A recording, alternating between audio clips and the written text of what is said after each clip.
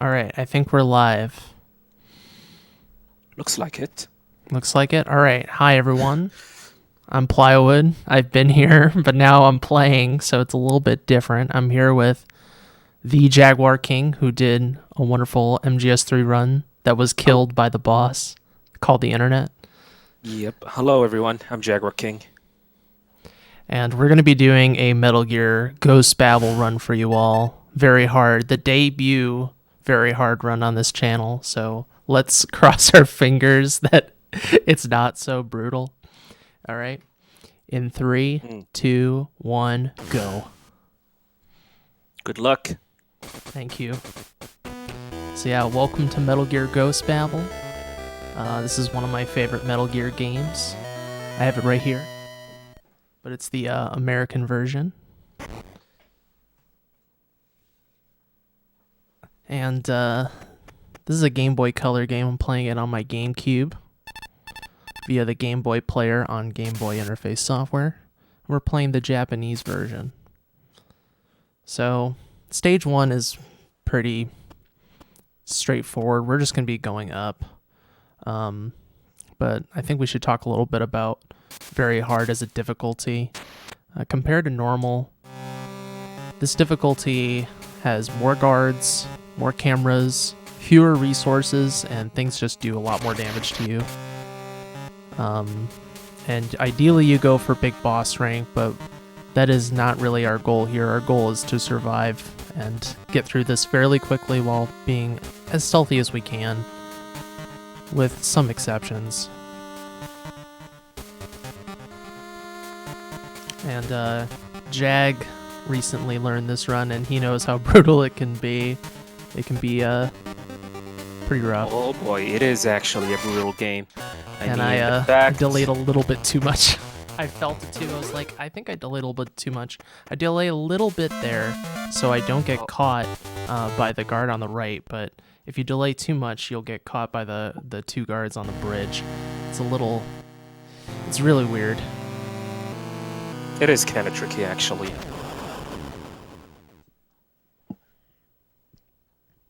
But it's okay since it's right at the end of the stage, so even if you lose HP, you get your HP back at the end, at the start of every stage, so that helps out a lot, especially on this difficulty. And yeah, as you guys just noticed, the amount of damage that Plywood we just took from the enemy, and that just had like a knockdown damage. And for very hard, that's a really hot. That's a really like high damage from the enemies, to be exact. Yeah, Thankfully, a your bullet health does can the be same amount of refilled. damage as a punch. It's so weird. Yeah, these guards are dangerous. And at starting HP, it's just 3 hits and we're dead. So really not a lot of room for error in terms of HP, and that's going to be pretty important for the first boss of the game. Yeah, thankfully you level up after each boss fight, but we will not level up as much as... Oh man, focus, dude. It's okay. It's okay. I already know what the backup is. It's just to run like heck. Yeah, this game is... The lines that you need to take in this game are pretty much precise. Movements, everything. You need to watch out for that, or else you're gonna have a lot of bad time. Can you believe We're this? already That having was kind of a close. bad time, but it's okay. Thankfully, all my normal practice, I am kind of used to alerts, but it's not something I really want to get into. Yeah, this game is really unforgiving and requires a lot of practice and time to manage, even on normal difficulty. Because some areas it's okay if you get an alert. The alert will get scrubbed or removed when you go to the next screen. But other times alerts are really deadly and lose you a lot of time or your life. So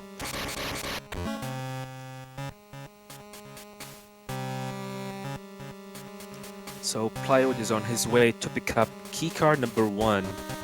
as we're gonna need it to finish this area. It's inside this little truck right here. Yeah, there are key cards in this game, just like every Metal Gear games. And he's trying to sneak behind that guard. You need to stay at a certain distance or else the guards will see you.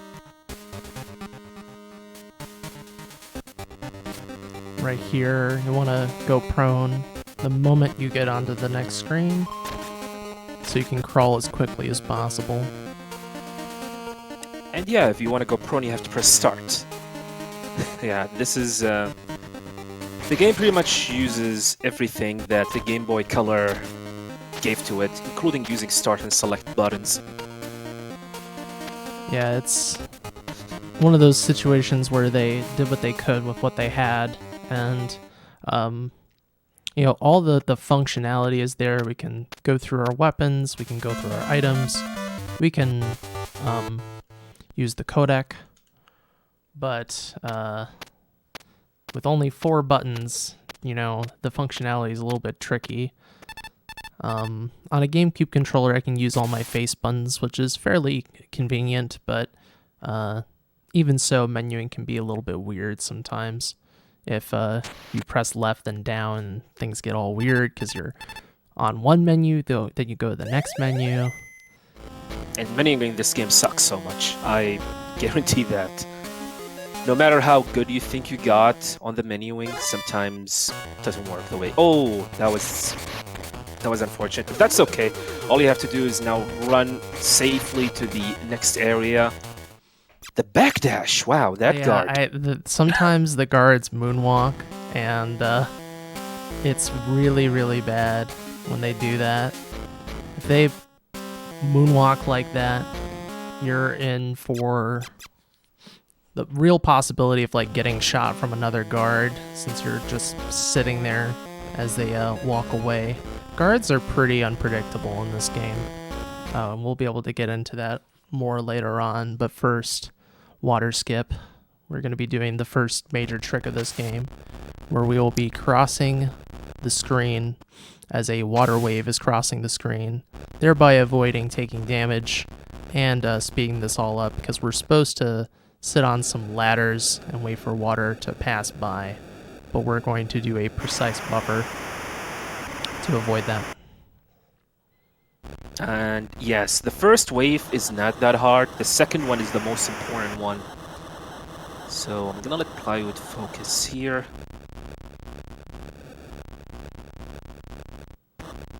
Got it. Nice job. Yeah, you have like 10 frames actually as a leeway in order to skip the second wave. The other waves are not as bad as these ones, as the second one. The second one is the most important one, but every other one is pretty much a cakewalk. Yeah, this is the one of the few parts in Very Hard that are easier than normal, because we need to go pick up this box, and that makes it so we can't we have to sit on the ladder for the third wave, whereas on normal, where we don't pick up this box, we actually have to hit an even tighter window to avoid the third wave. So, nice little thing. One little thing they give you on Very Hard. Too bad we have to pick up the box, because otherwise we'd be in even more pain coming up. So here's the watchtower. There's a lot of tough movement here as we go and find our contact, Chris Jenner. Yeah, this is the area where the game starts ramming up on difficulties, and what I mean by that is the amount of movements that you need to take and do precisely in order to finish up certain areas and rooms in the game. For example, Cloud is gonna like position himself carefully here so he can punch these 2 guards, and then he needs to take a certain line right here. Nicely done. And as you can see, these floors produces noise, so he needs to be careful around them and keep on moving. And here he's gonna trigger gas to release. He's gonna knock into the wall and distract that guard to come to get closer to him and punch him. And he's gonna do the same thing here. As you can see, Snake when trying to punch diagonally, Snake's range is extremely big, which doesn't make any sense, but we're going to take advantage of that in a certain situation. So this is keycard number 2. Doing the safe way, punch that guard on the way, and he's going to knock into the box right here. This will stop that guard from continuing as we sneak in, punch that guard, and punch this one. And that's pretty much it. That's the hard part so far. One part left, which is punching this guard diagonally and into the elevator to the first or second floor, I guess. Yeah. Second floor, yeah, Second we're going floor. 1 to 2. Yeah. Yeah, the thing about corner punching is that the guards can also corner punch you. It works both ways, which can be pretty annoying in certain situations when you're on alert. It's a little trick I do here. This doesn't really save RTA time, but it's just my muscle memory here. We compare this game on the in-game timer, and when you pause like that, you pause the in-game timer, but the animation of the elevator door opening and closing continues. So we can save a little bit of time, in-game time-wise, by doing that. Yeah, the in-game time in this game pretty much pauses during cutscenes, when you open menus, and that's why there's a huge difference on time between RTA timing and IGT-wise. So here's a little trick. He's gonna knock into this wall to stop this guard from moving in. This will allow us to get closer to the door without getting troubled by that particular guard. Yeah, they get reset when they hear a noise. They'll just straight up reset their path, which helps a lot. Yeah, coming up is the laser room. Let's see. Okay, we got an early laser. This will allow us to sneak into the next room without getting spotted. Nice, that was good. And then we're going to open this door, and here's our contact, Chris. And that is a good stage 3. I'm going to clap for that. Thank you. Messed up the first screen, but otherwise that was pretty nice. That's I find that stage a lot of fun, but it's also a huge ramp up in difficulty compared to the first 2 stages. That is correct. Also, this game has cutscenes because, yeah, that's a Metal Gear game, so it has cutscenes.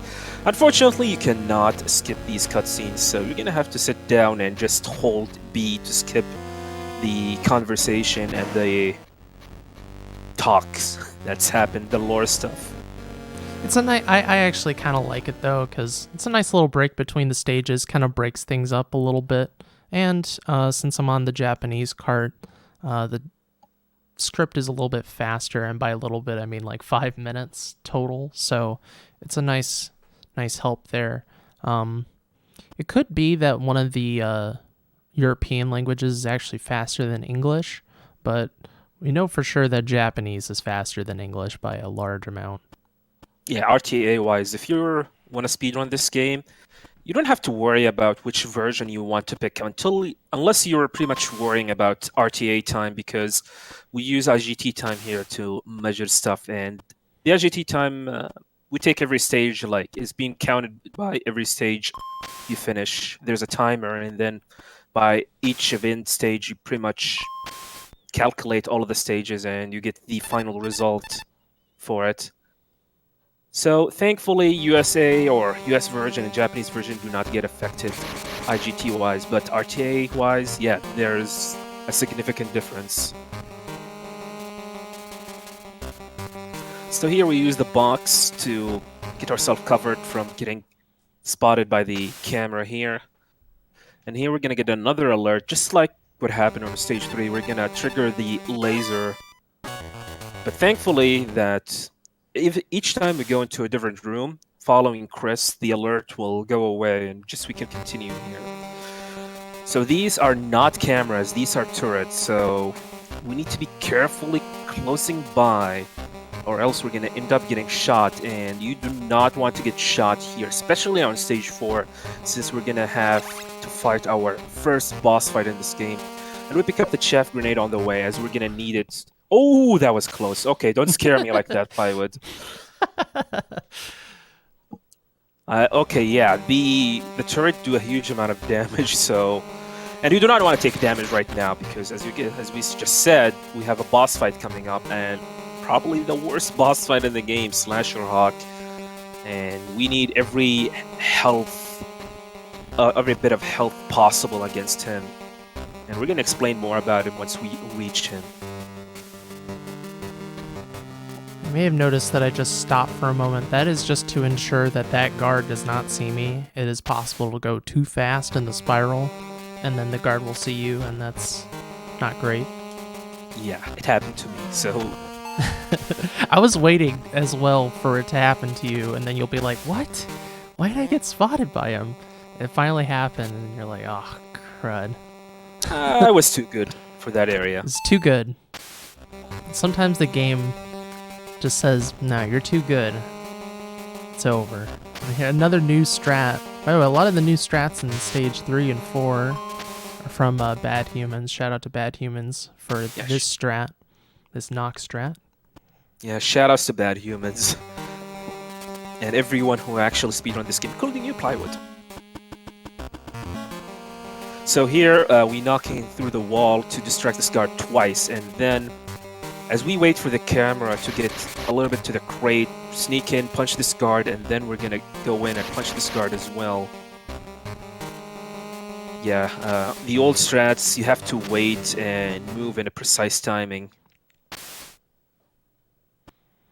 Or else you're There's gonna a end up getting faster spotted. version of that strat where you avoid knocking out the guard, but it's pretty tight execution-wise. You know, knocking out guards is always the safest thing to do, but it does cost you a second every time you do it. Yeah, it's better for run security to do the strats. So, now we are outside the building, and this is where movements is become much precise, as we're gonna encounter dogs in this game, and yeah, these dogs are by far the most vicious thing I have ever seen in a Metal Gear game. Yes. So, thankfully, we're not gonna encounter them just yet. First of all, we're gonna go to move in here. There are gonna be two guards coming up. So, yeah, knocking that guard down so he does not trouble us. And there's a camera here, so you need to move at a specific time. So, here is the first puzzle in this game, and we got pattern number 3. So, these doors in front of you and these panel, by punching, each panel pretty much like react in a certain way based on which pattern you actually take. There's the 135 panel, there's the switch panel, there's I don't know, but there's there's a certain pattern, and you need to punch these panels in a certain order based on the pattern that you got. So this is 4 3 2 2 2 3, I think. Mm-hmm. So 3 is like the solution panel, which is the one that you're gonna end up like have to press at the end in order to solve this puzzle. At first it looks tricky, but once you know the idea behind it and how it works, it's actually quite easy to do, and you can pretty much solve it on the get-go. So these are the dogs that we were talking about. So we're gonna punch this dog, and they have the huge, ridiculous range, and they are quite dangerous as well. And we're gonna encounter more of them, especially on this particular stage. Are you gonna pick up the ration? I'm picking up the ration, yeah. Yeah, it's safety strats. As we said, enemies do a huge amount of damage, especially dogs, especially the next boss fight, Slasher Hawk. So here we pick up more grenades, as we're gonna need grenades for the boss fight coming up. So here, a little bit buffer punching, punch twice to precise my movements, continue forward here, and we're gonna punch this panel and end up opening the door on the other side. So we're gonna have to get to the other side and enter it from here. So yeah, you need to take this precise line, or else you're gonna get this dog's aggro's and you're gonna end up getting... Yeah, Jag is not kidding. These lines are really freaking precise. Like, you really can't adjust too much, including this next room with the birds. Yeah, these as I said before, you need to take these precise movements, these precise lines, or else you're gonna trigger an alert, and if you're going for a big boss rank, that's a big problem, actually. Final dog screens, and finally we're done with this vicious monster. But then we're gonna have to deal with a more vicious monster. Oh, Plywood's gonna save. I'm saving in case this crashes, because, yeah. This next boss can potentially crash on very hard, so I don't want that. If that happens, I can just reload the save. Yeah, Slasher Hawk has this ultimate technique, actually, the ultimate movement, where he can pretty much crashes your game on you. It happens to me multiple times, and we have no idea why that actually happened. So if you kick his ass too much, he's actually just, you know what, I'm going to crash the game and just ruin your day. So here's Slasher Hawk. Slasher Hawk has two phases. The first phase, he's going to throw two boomerangs at you. One is green and the other one is red. Green is move at a zigzag motion, and the red one moves at linear motion. And we do this certain manipulation every time you throw a certain boomerang. For example, if you throw the red one, we pretty much know that we can approach and throw a grenade. If you throw the green one, he might end up throwing a red one after that, so you need to be careful around it. Okay, the game did not crash, thankfully. So that is the first phase. The second phase, this is where things get ridiculous. He's gonna send his hawk at you. The hawk movements are so random, and yeah, it's actually hard to predict. And he's gonna keep on throwing his boomerangs at you, so you need to move, and hopefully you do not end up getting hit by the hawk itself. And that was actually quite a good boss fight. Thankfully we did not use any ration. I'm gonna clap for that as well. Thank you.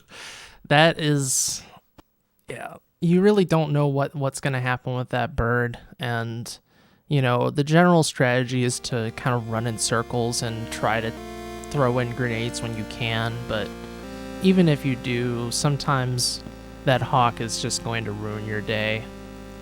But very good that we didn't use a ration there. Yeah, and the fact that you only die from 3 hits make this actually quite nerve-wracking.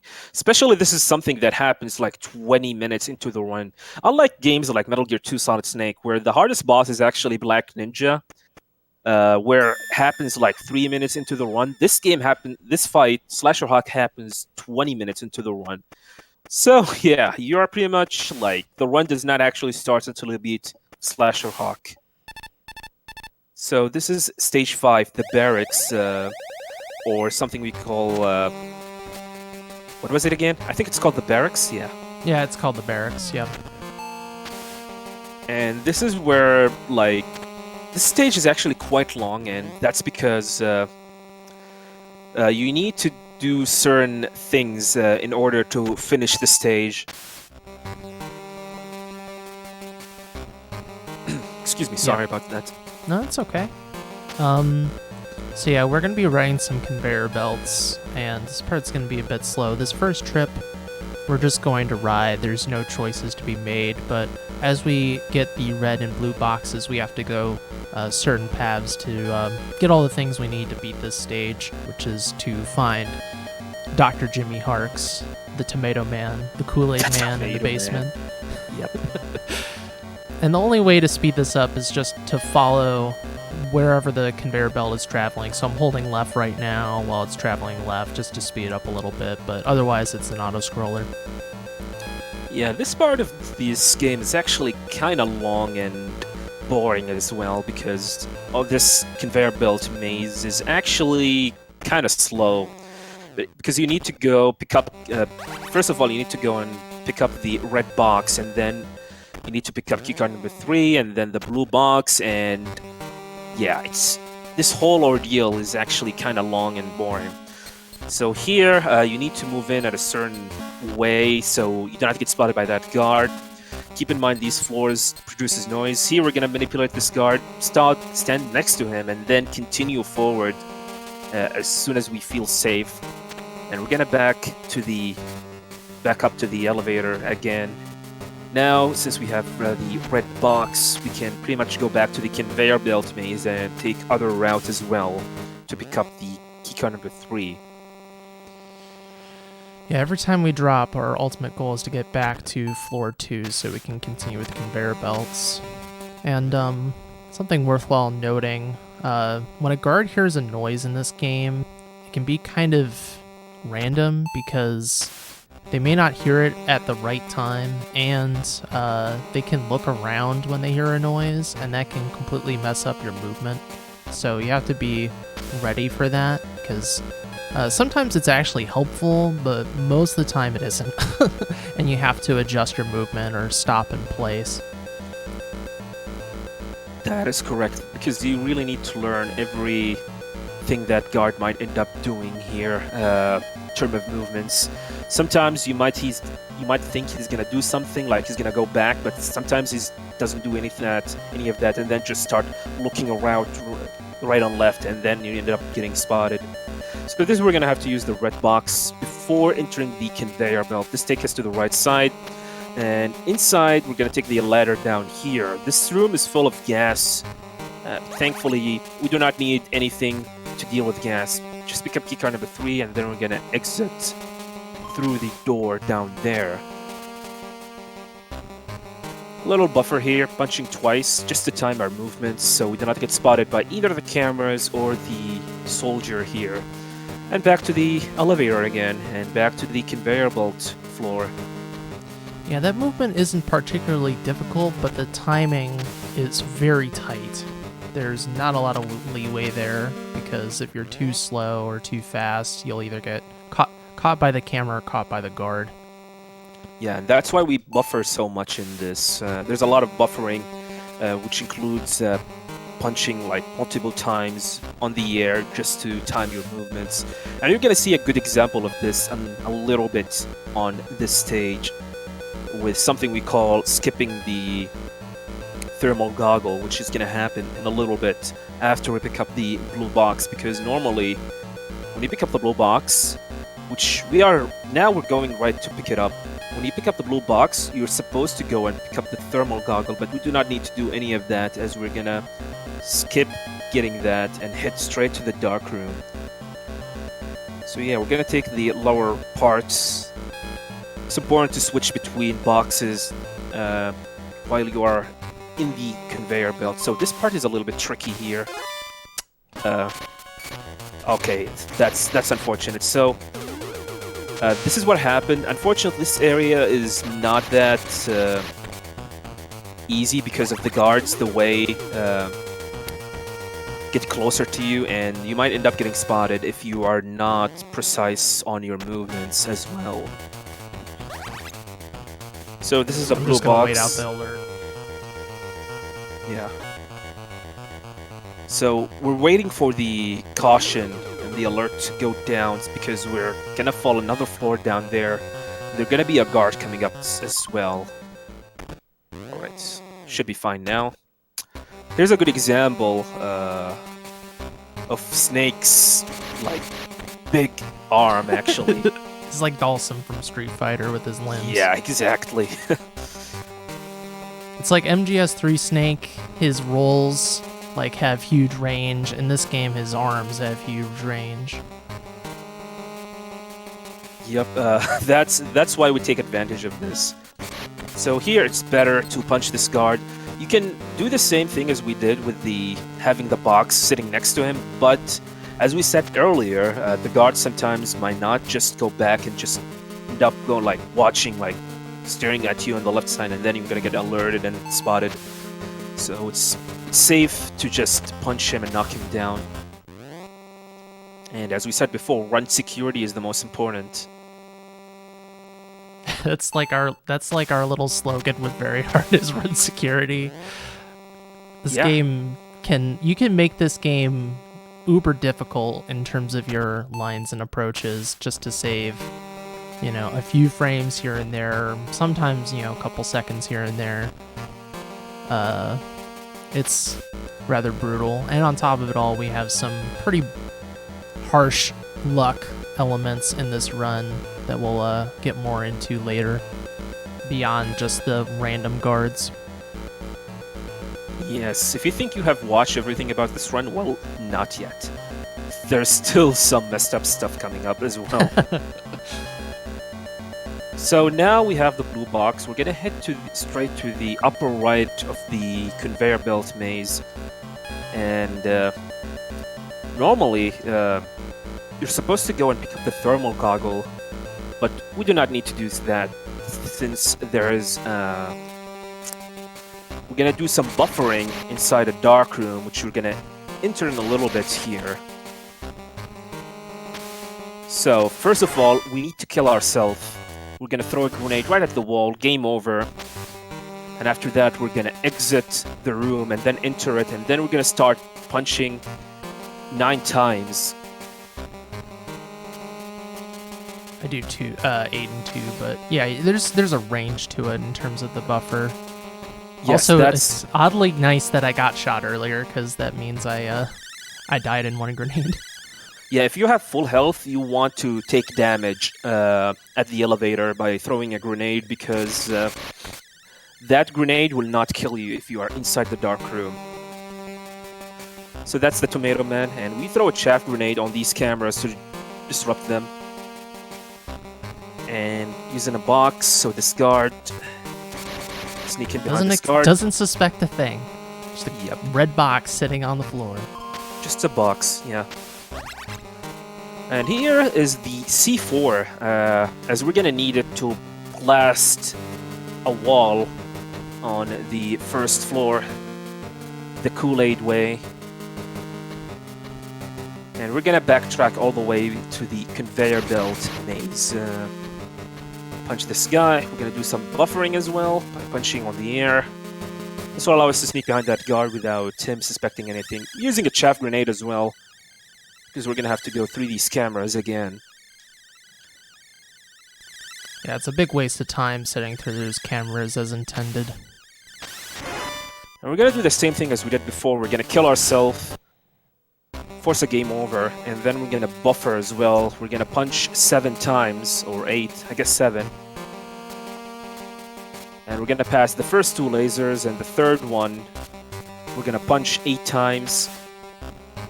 And that's the dark room.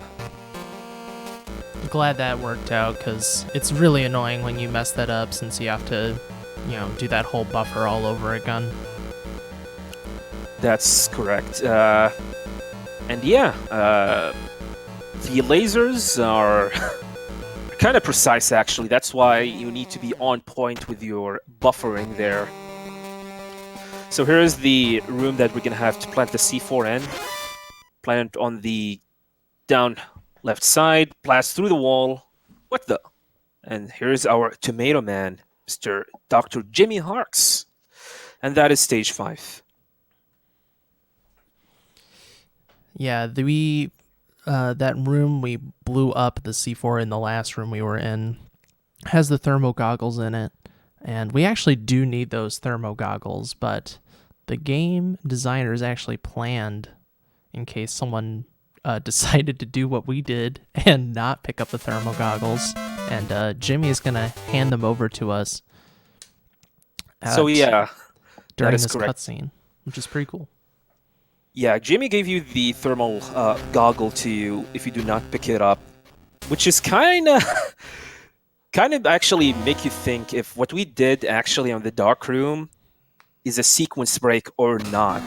I believe it's not. I believe it's not a sequence break since the developers gave you the thermal goggle. It's like an intentional sequence break. Like, they knew, they were like, and it could also just be kind of like a failsafe, like, well, what if the player just straight up didn't do this? Which, again, smart game design that they knew that could happen. But later on, we're going to see something that I don't think they really intended on us doing. Oh boy, yes. So here's the thermal goggle. Mr. Jimmy is becoming much a nice person and give us this, so... Smuggled it into prison. Yeah, I have no idea how the hell did he have it in the first place. So everything is dark. So everything is dark here, and we need to continue through the area, and elevators do not work, and doors also do not work, but for some reason some doors actually works. I believe they have batteries in it, and cameras do not work as well. So we're gonna have to go back all the way to the conveyor belt maze. And so this door, in order to open the door, you need to equip the keycard as well, and we're gonna have to navigate through the darkness here to pick up 2 items as well. We just picked up chaff grenades, and here we're gonna pick up the assault rifle, as we're gonna need it for boss fights. For this boss fight, for the upcoming boss fight, and more boss fights coming up soon. Yeah, we skipped out on the 5.7 pistol in stage 1, so we've yet to actually have a gun, and we kinda need it. This stage is actually pretty straightforward. There's nothing tough about it. Also, punching that guard in darkness, that's very cool. Yeah, there's a couple of strat variations that you can do on this stage to save a little bit of time, but it's pretty straightforward. There is a fast or slow version of this box room coming up. Hopefully we'll get the fast version. Okay, good. We're gonna get it. Nice. So, as long as you position yourself properly to corner punch that guard, you can take a faster path. As we approach the next conveyor belt, we're going to take the lower path, but if you mess up knocking that guard out, you have to take the upper path. Yeah, that guard can see you easily if you're not careful with the movements. And if you're getting really slow as well, that guard on the left side close to the conveyor belt will see you as well, forcing you to take the upper route. Yep, the English version is standing right there on my little table. It's small but mighty. You know, it's a Game Boy game. A nice little way to stand up here is once the screen transitions, we stand up. And we're coming up to the second boss of the game, Marionette Owl, who is a night fighter, so to speak. So we're going to have to keep our thermal goggles on and try to find Marionette Owl among his dolls. He wants to make Snake into a doll, and we're not going to let that happen. Nasty man. So Marionette Owl is actually... can be a random boss fight. First of all, Plywood is going to try to do 3 hits. First 3 hits can be done easily. That's the first one. Second one, this is it. Wow. Okay, he's now become random. So we're gonna try and shoot him. You might want to use a ration. So, yeah, okay. Oh, alright. That was actually quite close. So, the idea behind Marionette Owl here is the fact that he will camouflage himself between his dolls, and you want to shoot him with your assault rifle because if you end up shooting any of these dolls, he will regain health on very hard, and so that's what makes this fight a little bit tricky, trying to locate Owl himself and so you can shoot him, because you do not want to lose him and end up shooting any other dolls, or else his health will be refilled a little bit. Yeah, you get really punished by shooting the wrong doll on very hard because of that healing property they add compared to normal difficulty. And here's a complete troll. This is not a puzzle. If you try to do this puzzle for long enough, a guard comes by and just walks through the doors. Just a silly practical joke they put on you after that door puzzle in stage 4. So yeah, stage 7 is actually the shortest stage in the game. And this area, there are mines here, so we take this route to avoid as many mines as possible. But in the end, you're going to have to pick up 2 mines on the way. And there's a lot of cutscenes, lore stuff happening here. more cutscenes than gameplay in this stage, but it also has one of the coolest screens in this game, which is Metal Gear firing off a nuke that hits Nevada. The pixel art in this game is phenomenal. I think it's really excellent, especially for Game Boy Color. A lot of people are like, man, this is a really good-looking Game Boy Color game, and yeah, the pixel artist definitely took his time, along with the animations. I remember reading an article where Hideo Kojima actually praised the pixel arts on the game itself, and he was amazed by it, actually. Yeah, they did an amazing job. I mean, having a game with this that looks really, really great on a Game Boy Color is an achievement in itself. So we're backtracking all the way back to the beginning of the level here. And yeah, do not forget to pick up mines. Also, you're actually getting shot by these cannons on top of the mountain, and they are random. Sometimes you get shot and blasted, and sometimes you do not. So thankfully, we will get lucky here, and we did not get shot at all. So, coming up is Stage Hate. Here we go. This is the stage where if you are running for a big boss or trying to get a big boss rank, this is where like 60 to 70% of your runs will end up dying, because we're about to skip half of the stage right here. And so yeah, we're gonna talk about this in a little bit. But yeah, this is Stage 8 is not something. It's there's a lot of stuff that you're supposed to do on this stage, but thankfully, thanks to a skip that has been discovered by who's discovered Plywood? Can you remind me? LCC thing, yeah, Mr. LCC. Shout out to LCC. He discovered a way to skip getting the Nikita on the stage, which saves like several minutes. And yeah, it's a huge skip. I mean, this stage is one of the longest in the game intentionally, because you have to go through this whole maze where you have to go against the wall and crawl through vents. It's a real chore. We cut like several, like 4 or 5 minutes from this stage alone. It's pretty great.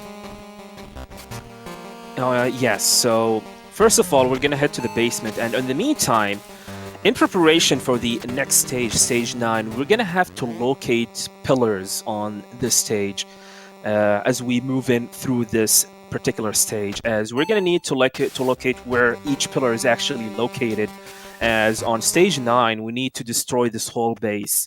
So it's really important to keep an eye on where each pillar is actually located during that.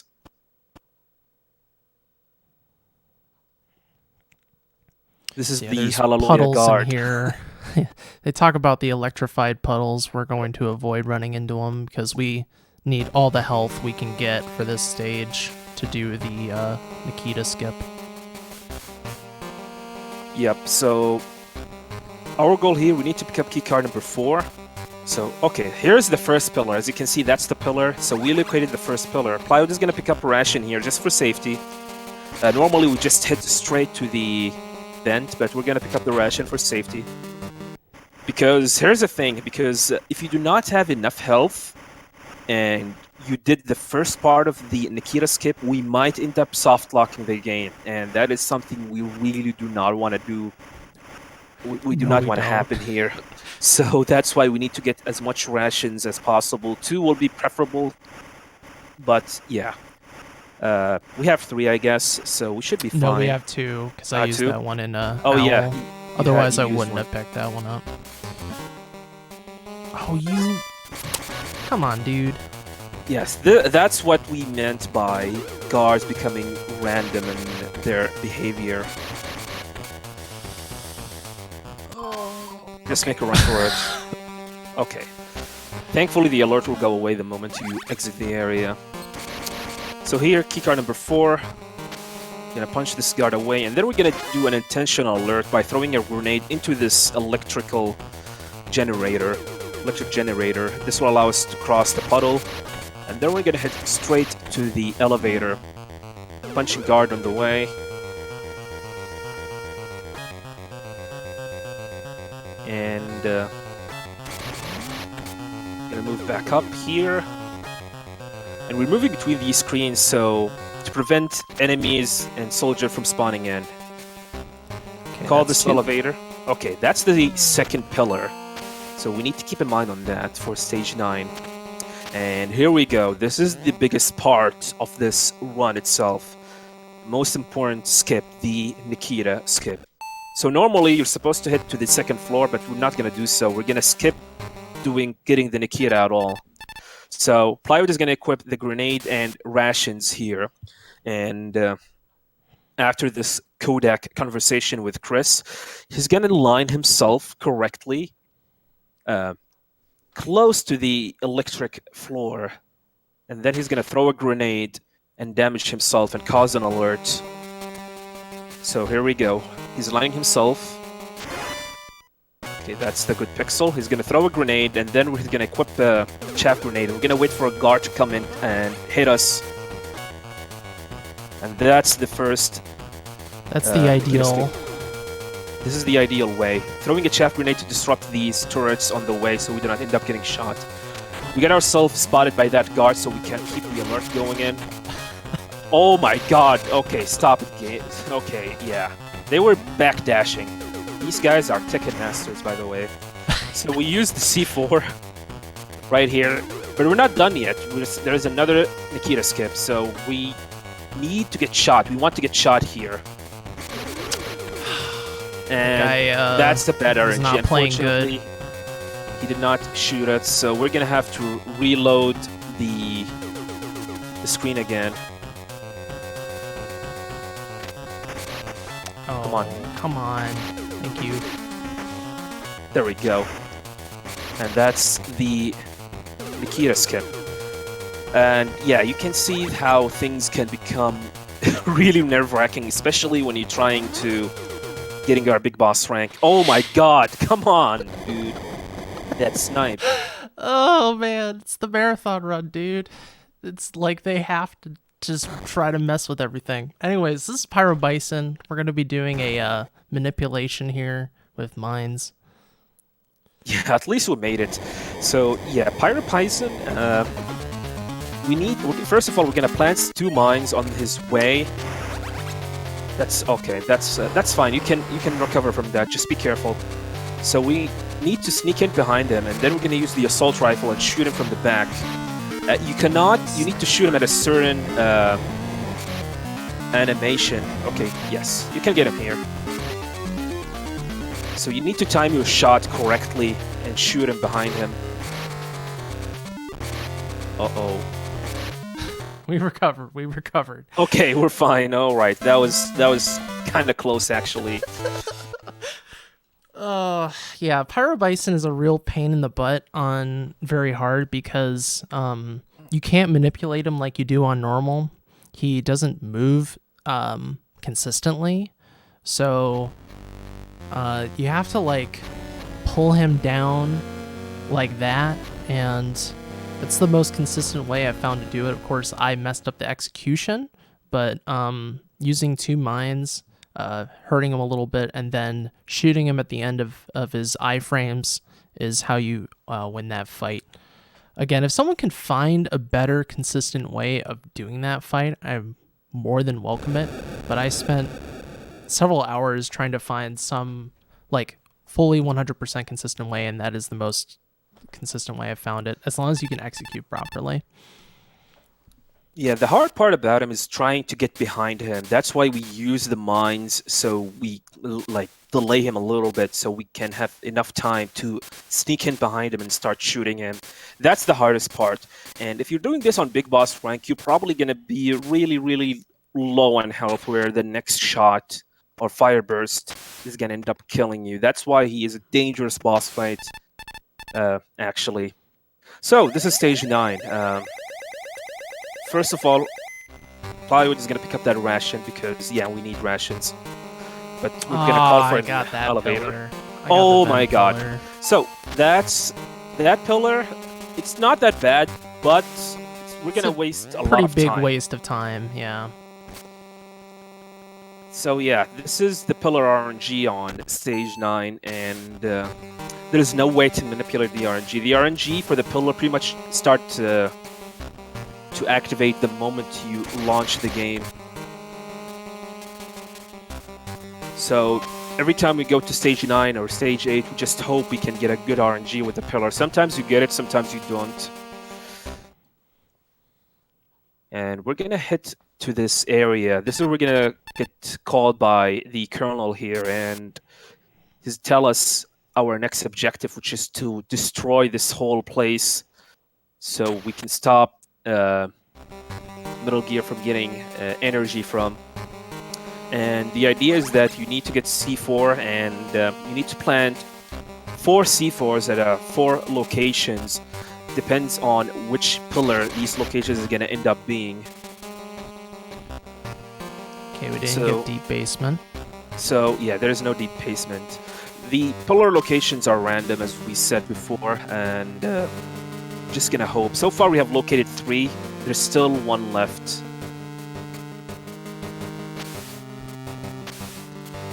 Oops. Hit the thing.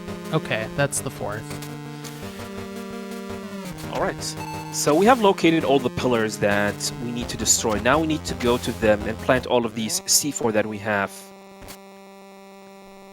And to answer your question, Minnie, no.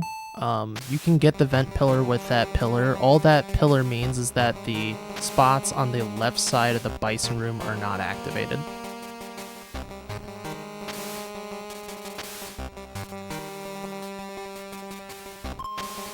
This is the vent pillar. This is the worst vent in the game. Thankfully, we didn't get it. And we're gonna abuse the whole corner mechanic, the weird corner gap that turret cameras have to walk past that one. Unfortunately, we're gonna have to come up here, take a bit of a detour to deal with this vent, and waste a grenade, which I don't like having to do, but it's required. We have to blow up that vent, that panel, so that we can plant this C4.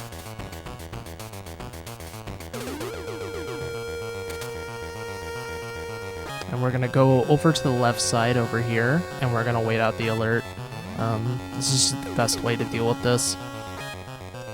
Yeah, that particular pillar is really bad, actually.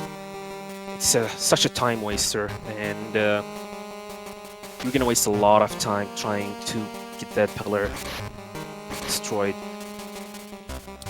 The one perk of getting that pillar, though, is we get some extra C4, which is a nice thing, but it's not a great prize for the time loss.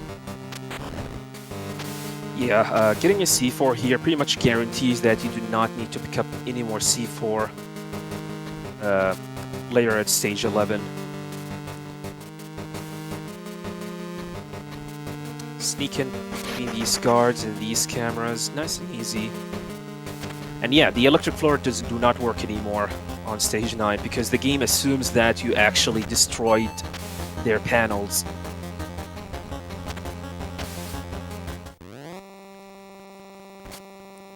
So the routing here in the basement can be pretty different depending on what pillars you get and how much health you have. You can take some intentional damage by going through puddles, but we're just going to take this nice and easy. So yeah, we're going to head to the farthest pillar first and then head back to the pillar next to the elevator. Dude, that lag. I know, the lag on that room in Very Hard is pretty bad. So we're going to plant the last C4. We just want to plant that last C4 as close as we can to the exit. That way we can minimize the amount of time we're dealing with this end sequence, which is the building collapsing. There's going to be fire on the ground and then random rubble rocks that'll fall from the ceiling. Yeah, we're gonna have to escape this building right now, and it's actually quite funny that we're using an elevator while the building is getting destroyed right now, so yeah. God, I didn't want to do that. Oh my god.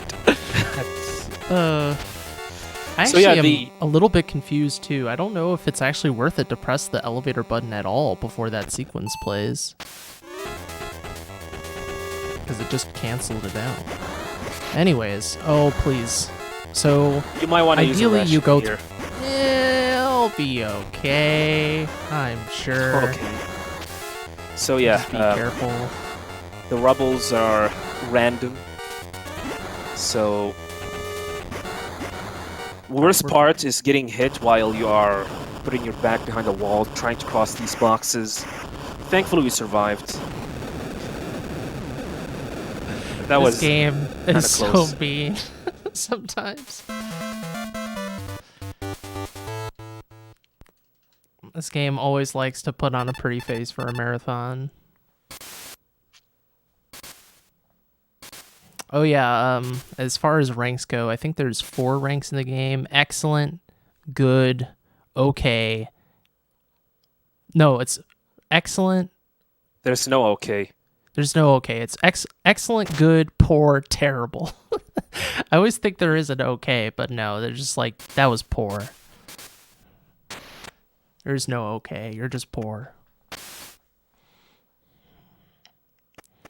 So just some story stuff. No big deal. We're actually coming into the end game here. This is stage 10. There's 13 stages total. We're going to be fighting the Havoc helicopter, the sequel to the Hind D. Oh yeah, Havoc. He can pretty much wreck Havoc to your run. And it did happen to me, so... Yeah, this boss fight has an element of randomness to it, because it'll start at the top of the screen, and it can choose between 2 attacks, the machine gun and the missiles. We want to see missiles, not the machine gun. And if you see all machine gun, not only going to lose a lot of HP, but the rest of the fight is going to take a lot longer and thus become way more risky.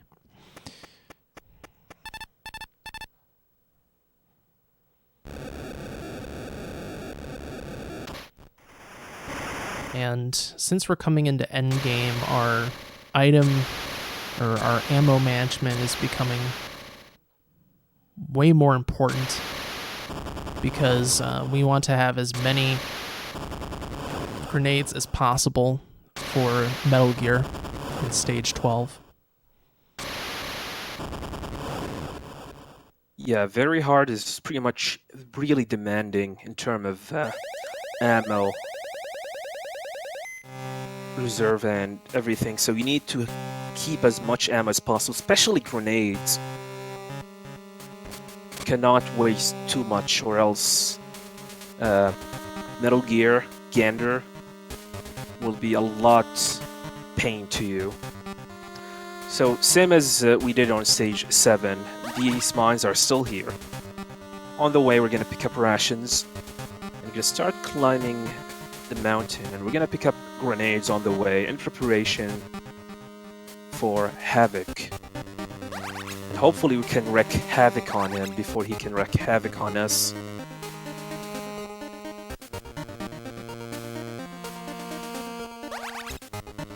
Make sure we have our grenades and rations equipped before we go into the boss screen. That way we can immediately start moving and get ready.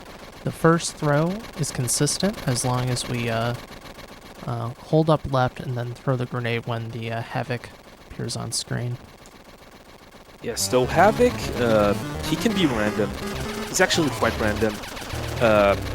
He can shoot his bullets at you, and then he's gonna like shoot missiles at you as well.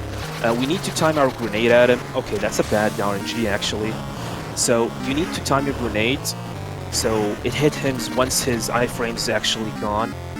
Okay, that's not a bad phase 1. He's gonna go to either side, either left or right, and we're gonna start throwing grenades. time it correctly. You can see the amount of damage he's dealing right now. Careful. Few grenades. Yeah, 2 more grenades should be enough. That's unfortunate. Yeah, so that's the thing about Havoc, unfortunately. Not great, but it's okay. I did kind of a mix of risk and safety, and I got neither. Yeah. He's a dangerous boss fight. I mean, he can rip you to shreds with his bullets. And the fact that you need to get in and try to throw the grenades at him is quite risky, because normally what the developers actually intended you to do here is to use the Nikita, but we do not have the Nikita, so we're stuck using the grenades. So yeah, every time he pretty much like go into the sides, you need to hide yourself behind one of these pillars, rock pillars, and start shooting Nikita missiles at the Havoc itself. But since we do not have the Nikita, we have no choice but to get in and throw the grenades and risk getting shots by Havoc. But things went as good as possible. We lost 2 rations, but at least we're still alive. I mean, Plywood, I don't think you died at all during this one. No. So yeah, that's the benefits of picking up rations. This is why it's really important, especially on a marathon setting, to have as many rations as possible. Well, you do not have this luxury if you're going for big boss rank. Only you have 1 rations, and you're forced to use that rations on the Nikita skip, so yeah. And that barely works. Barely works, yeah. It barely works. It's just like, oh, you have 1 hit of leeway. That's all you get. 1 extra hit for Nikita skip. So, yeah, this game is unforgiving on very hard. Not as bad on normal. It still can be kind of tough, but not as crazy unforgiving on very hard. So, here we are in stage 11. And this is the final base of the game. And thankfully, this route is possible because the Nikita spawns. And the hypothesis is because you need it in the stage select, the IL, and they spawn it for you there. So I guess the game's just like, oh, you don't have it. Well, here it is. Yes. So yeah. So stage 11 is actually the longest stage in the game. Here's the Nikita skip here we're going to do. He's going to put behind his back to the wall. This will pretty much push him straight to the electric floor. As you can see, some part of this floor here actually are not active, which allow us to go in without getting damaged. And that's the Nikita skip, the second Nikita skip that we can do here. It's pretty much way easier than compared to the first one. And here's keycard number 5. And here we're gonna use the Nikita to destroy the panel right here. There are gonna be 2 panels that we need to destroy, as we pretty much need to go back to the first floor. Yeah, good. And on the way, we're gonna pick up more C4, as we're gonna need it on this stage later. Yeah, these Dulcim hands are too powerful. Yeah, this stage is doing it casually is quite long actually, but thanks to that Nikita skip, we can pretty much like skip almost 30 to 40% of it. Yeah, because you're intended to go back and forth, but instead we get to pretty much just do one big circle, which is nice. Yes, so it's actually quite long. This whole section is quite long.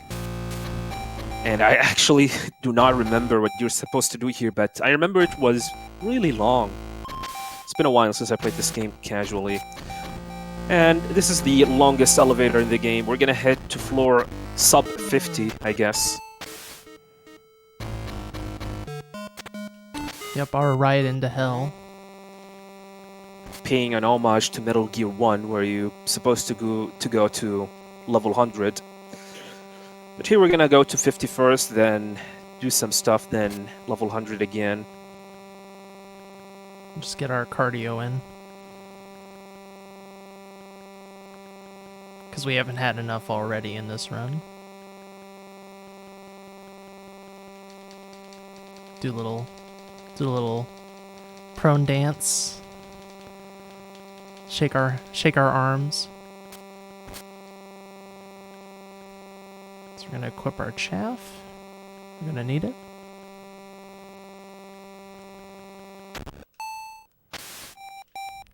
And similar to Metal Gear Solid 1, this guard's gonna show us a path. But this path is lame, we're not gonna take it. Yes, as you expect, this area is full of mines. So this guard is taking point, and he's actually showing us where the mines are actually be by taking a certain line. But we're pretty much not impressed by that guard ability to tell us where the mines are, so we're gonna just forget about that and take our own line. However, there's this one mines that we need to pick up on the way, and we should be fine. So this area, there's gonna be a laser in, and we need to sneak in, and we're gonna use a chaff grenade. I accidentally turned, which is not good, but I adjusted. I'm trying to throw the chaff at the wall so it explodes immediately, but I did not do that. And this part's going to be a little bit spooky since we do not have a ration to spare. It's okay, we can get through this without a ration. Now, if you're going for Big Boss, you will be at this HP, but ideally in a marathon run I would have used a ration. I have none to spare though, so we're just going to do this as intended. Now, you don't have to pick up this C4, but I'm just used to this route, so I'm going to pick it up. Let's get picking up some later. Please don't shoot me. And he did. Orders. Yeah, that's the worst part of this particular part. If you trying to pick up that C4, you risk getting shot by that particular guard on the back. Yeah, the timing in this room is pretty strict, and if you're not ready for that moonwalk, that backdash, the Tekken backdash from that guard. Dude, you did it again! Oh my god! Yeah. Okay, I need to go further forward. Oh man. Maybe you should skip getting that C4. Yeah, I guess. I probably should just do my other strat. Yeah, thankfully we just picked up C4 on stage 9, so we do not need to pick up that, but since Plywood is actually used to that strats. There we go. It's not that bad. I don't know why I didn't do it. It's because it wastes a grenade, but it's okay. We'll do the alternate strat. And very important here that we pull out our stuns because this room has 4 guards in it. Now ideally on Big Boss you want to maintain an alert the whole way through this section, because if you go back to caution and start an alert again, that'll cause an additional alert. They're 2 separate alerts, so... Yeah, the maximum amount of alerts for Big Boss rank is 5, and 4 has been routed in, and the 5th one is optional, so you need to be careful with that. Here's another annoying part. Using a Nikita to destroy this panel, and we're gonna pick up keycard number 6. And we're gonna use our one and only stun grenades to stun these guys here. We're gonna lower him in, throw the stun grenade, punch the 3rd one, and head straight to the exit. And we're entering this room just to stop the alert from continuing. Allow us to continue even more. And we're back to this room again with lasers in. Yeah, these lasers can be random sometimes, and sometimes they are not. I don't get it. Sometimes just it depends on what frame you enter the room. It's going to change the pattern in terms of like the speed of it. I'm going to wait here. just like we did. We use the chaff grenade to disable that camera, and then we're gonna head straight through to the elevator, to the next elevator, which will take us to floor 97. Or is it 98? It's 98. 97. I think it's 98. Yeah. Yeah. We're almost at the end of the game, actually. We're really, really close. There are going to be 2 more boss fights, or, excuse me, 3 more boss fights coming up. And, yeah. Pretty much getting closer to the end. In the meantime, we're going to try and pick up as many ammo as possible. There are going to be grenades and Nikita ammo on the way, as we're gonna need those for Metal Gear Gander, the hardest Metal Gear in any 2D Metal Gear games, and probably every 3D Metal Gear games as well. Really, you go that far? Yeah, I'm actually seriously considering he's actually the hardest. He's definitely the hardest 2D Metal Gear. That's for sure. I think that has no question. But I'm not really sure about 3D one.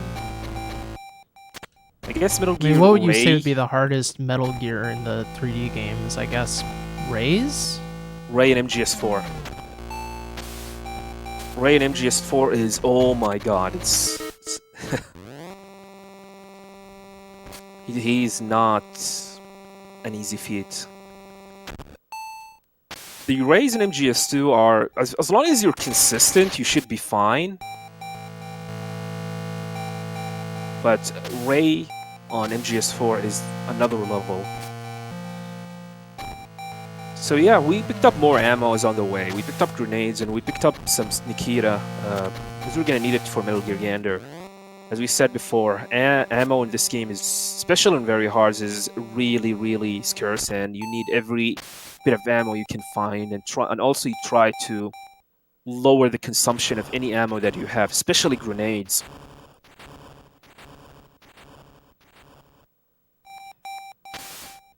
So we're going to be picking up the 5.7 here. They give it to you at the very end of the game if you didn't pick it up at the start, which is nice because at this point you probably have used a lot of your assault rifle ammo, so...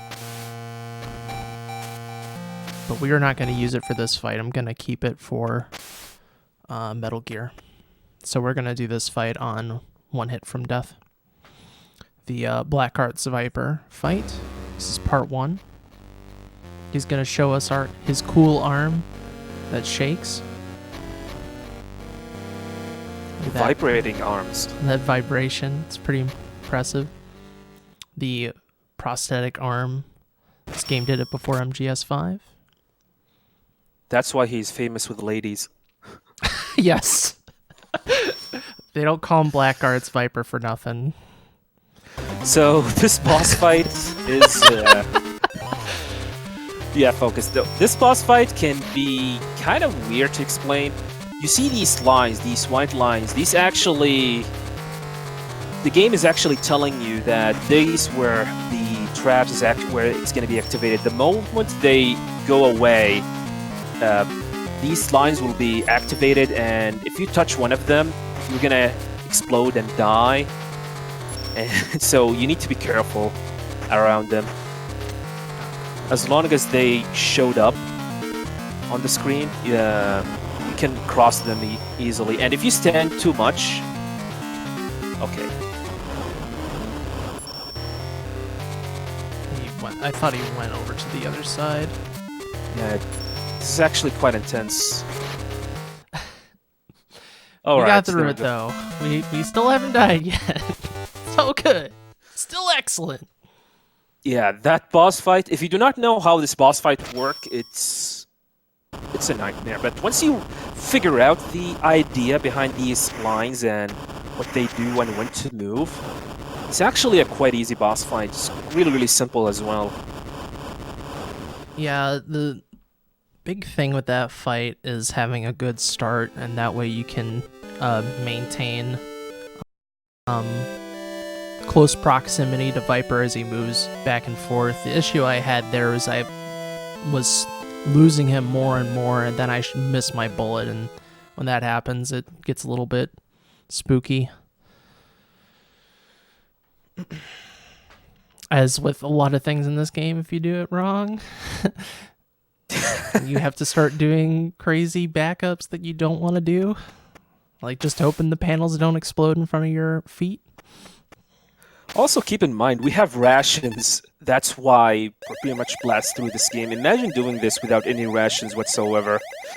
So now we have made it to the final, not the final before stage, I guess. Stage 12. This is it. This is where we're gonna have to fight Metal Gear Gander. And we're gonna have to pick up some stuff on the way. Grenades, C4, and some Nikita missiles. And in preparation for this boss fight, which is not an easy boss fight whatsoever. There are some RNG elements to it, but hopefully we do not need to deal with any of its nasty RNG whatsoever, and have some good RNG on the way. Yeah, I'm hoping I get the RNG I had on my practice run, where I literally had 0 missiles, but no guarantees there. That was literally the best I've ever seen on very hard. So the start of this fight, we got to take out the legs, and we have to avoid getting stomped or getting shot or burned.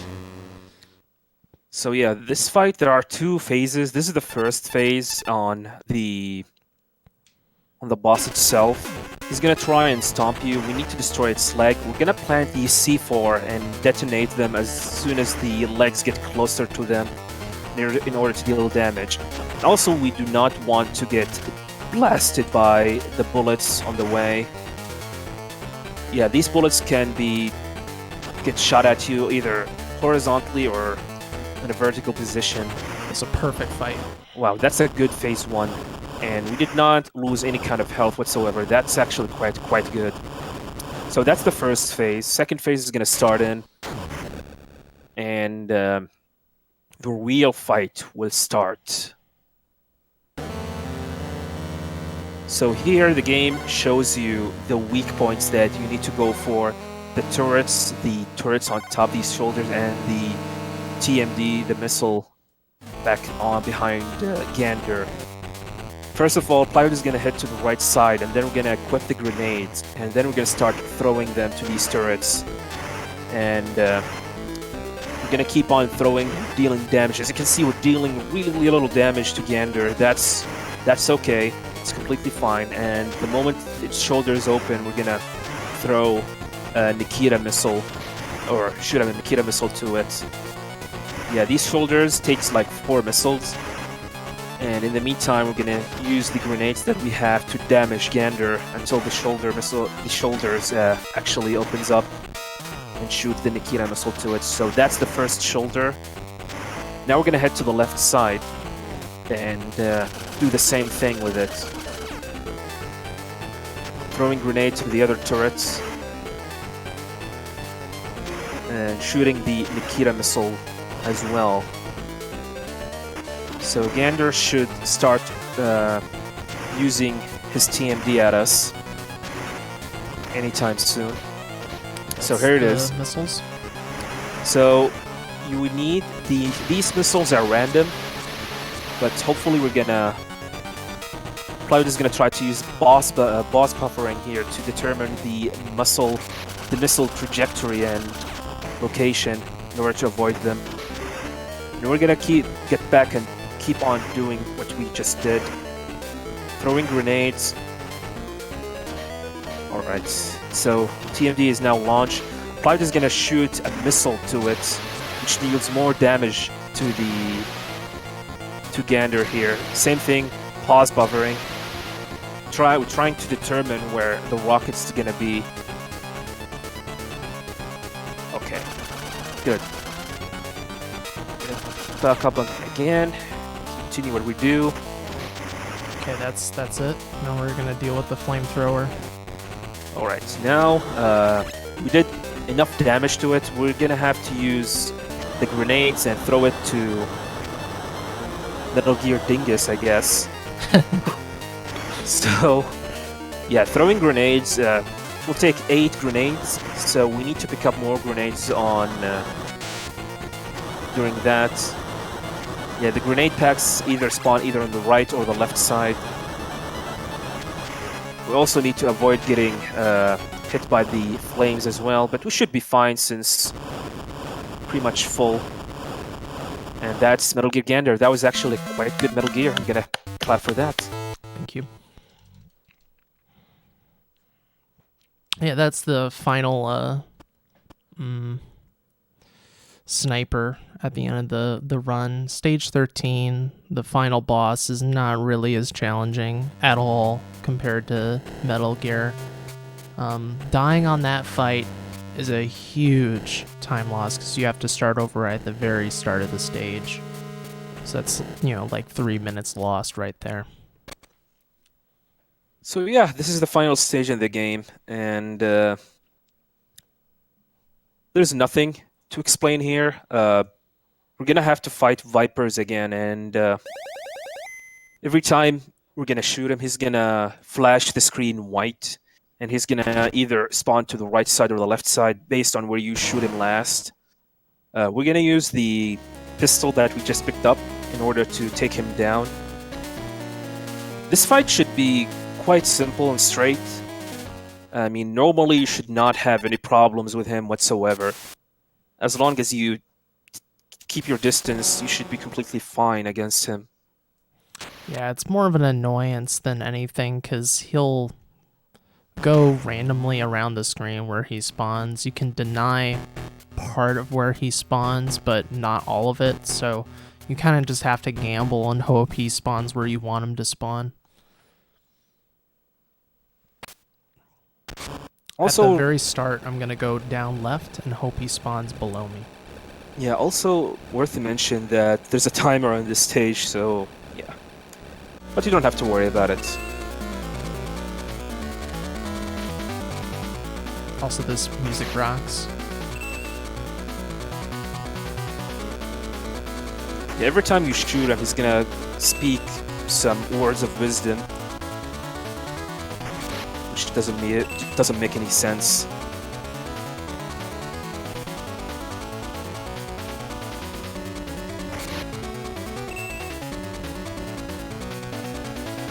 Also, Viper can hit you as well by doing this like power wave attack onto you if he gets too close. But you can most shoot him of the before time, you get closer. he just runs away from you. You have to get really close for him to do that wave attack. And that's going to be the end of the run time right here. If it'll go, there we go. 1:22:09. Coming in hot under 2 minutes. No deaths, thankfully. Though it got a little bit spooky a few times there. Yeah, that was Especially actually Pyro Bison. that was actually quite a good run. Yeah, shoutouts to Plywood. That was actually quite entertaining. I enjoyed it quite a bit. You did really well with commentary, I gotta say. Thank you for doing it, because this run, for everyone watching, it's really tough to commentate this run while you're doing it, especially certain spots in the run where focus is really key. Yeah, this is an unforgiving game, but do not let this game scares you. If you really want to speedrun this game actually not that scary. As much as we say some scary stuff, oh my god, this threat is hard, oh my god, this boss is hard. Actually, once you learn more about it, it turns out it's not that hard and pretty much becomes close to RNG and whether you get lucky with it or not. And also, Mr. Plywood have an excellent tutorial for this game. For both very hard and normal. So you should go and watch it on MetalGearSpeedrunners.com, actually. This is how I actually learned the game, thanks to him. So, yeah. Any final words? I think we may have enough time for the awesome credits theme. If we can have can we play the awesome credits theme, y'all? because this song is wonderful. I don't know if it's necessarily better than the ending song of Metal Gear 2, but I quite like it. It's got a nice ending to it. But yeah, even though we did talk a lot about how this run is scary, and it definitely is challenging. I've made a lot of resources for this game, and I would definitely suggest, if you want to learn this game, unless you're crazy like Jag, start on normal. It's a lot less ridiculous. To put it really simply, it's less ridiculous, even if you're going for rank 1. I haven't tried going for rank 1 in normal, but from my understanding, there's fewer guards, fewer cameras, the bosses aren't quite as mean. You take more damage, so it's not quite as bad. Alright, cool. I should give it a try. Yeah, that's one of the things I want to give a go, is Doberman on normal, since it'd be kind of interesting, because I don't even want to touch any percent because of the RNG I got with the pillars. But yeah, it's one of my favorite Metal Gear games, in part because of how much content this game has between the VR missions, the stages, the special stages, and the main game. This game is chock full of content. There's a reason why this is such a well-regarded Game Boy Color game. They really, really put in the time and effort and energy into it. It is a good game. Too bad it's not recognized very well. And all thanks to to the name they actually give to the American version of the game.